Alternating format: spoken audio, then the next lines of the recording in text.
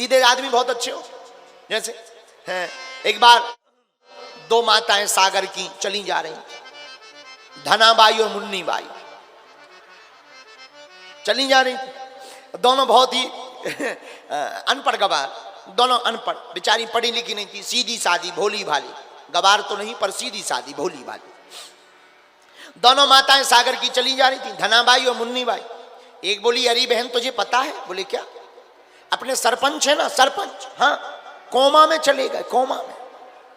दूसरी बोली, बड़े आदमी हैं, कहीं भी जा सकते हैं। ले बताओ भाई, बताओ, बताओ बताओ भाई, ऐसी कितना भोलापन है, कितनी सरलता है। ऐसी राजस्थान में एक महात्मा प्रवचन कर रहे थे, राजस्थान में मारवाड़ियों के यहाँ। तो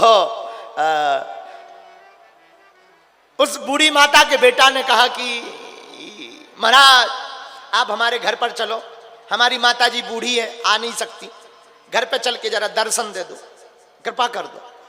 ठीक है, महात्मा जी चले गए, बेचारे घर गए। बालक भीतर भागा भागा, माँ जी माँ जी माँ जी माँ जी माँ जी, माता जी चलिए चलिए, गुरुजी आ गए, गुरुजी आ गए, तुम रोज कहती थी गुरुजी से मिलवाओ, देखो गुरुजी आ गए। बूढ़ी माता जी आई। माता जी बड़ी भोली भाली सीधी सादी, हाथ जोड़ के बोली, गुरुजी थारे खुर लागू।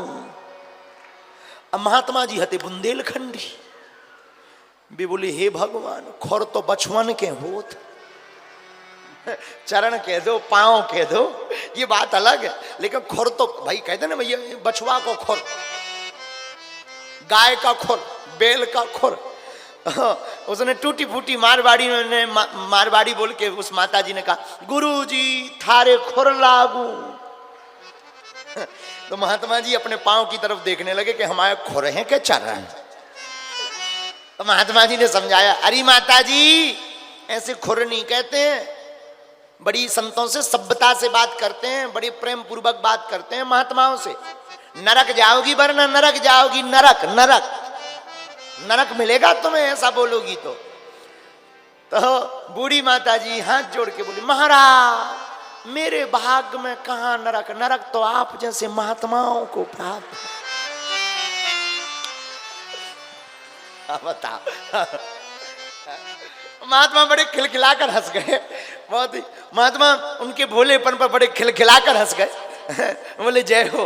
तो कई बार ना ऐसे भोलेपन में ही भगवान रीत जाते। कल हमने जो तुम्हें कथा सुनाई, ठाकुर जी से मीरा बोली, भगवान दूध पी लो, तुम दूध नहीं पियोगे तो ये जो तुम्हारे मोटे मोटे गाल हैं चिपक जाएंगे।